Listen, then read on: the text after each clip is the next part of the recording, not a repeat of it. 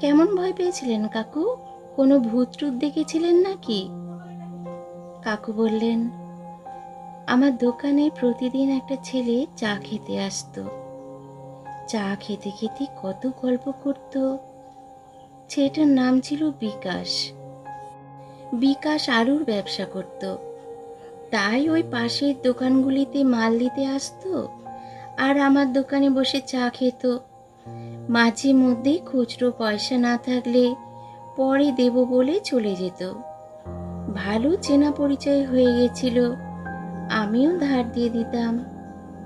ওদের বাড়িতেও একবার আমাকে নিয়ে গেছিল কোনো একটা পুজোর নিমন্ত্রণে।